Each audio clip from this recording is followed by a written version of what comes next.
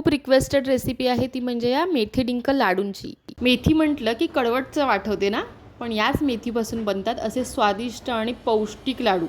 चला आज बनवूया मेथी डिंक लाडू। सर्वप्रथम मेथी दाणे मंद आचेवर छान भाजून घेतले आणि त्याची बारीक पूड करून ही पूड तुपात छान मॅरिनेट करून घ्यायची। नंतर एका कढईमध्ये खसखस कोरडी भाजून घ्यायची आहे। आता ह्याच कढईमध्ये सुकं खोबरं भाजून घेतलेलं आहे। शिवाय ड्रायफ्रूट्स तुमच्या आवडीचे कोणतेही ड्रायफ्रूट्स तुम्ही भाजून घेऊ शकता किंवा अगदी स्किप देखील करू शकता। त्यानंतर त्याच कढईमध्ये आपण खारीक पावडर भाजून घेतलेली आहे। नंतर तुपात डिंक तळून घ्यायचा आहे। डिंक छान फुलला की तो थंड करून मिक्सरमधून वाटून घ्यायचा आहे।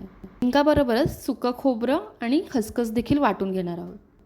आता गव्हाचं पीठ तुपात मंद आचेवर छान भाजून घ्या। पिठाचा सुगंध येऊ लागला की आपण मॅरिनेट केलेली मेथी देखील ॲड करायची आहे। आता इथे मी गूळ चिरून घेतलेला आहे, पण तुम्हाला हवं असेल तर तुम्ही गूळ पावडर देखील वापरू शकता। आता सगळे इन्ग्रेडियंट्स आपण परातीत एकत्र करून घेणार आहोत आणि यामध्ये थोडंसं सुंठ आणि वेलची पावडर ॲड करणार आहोत।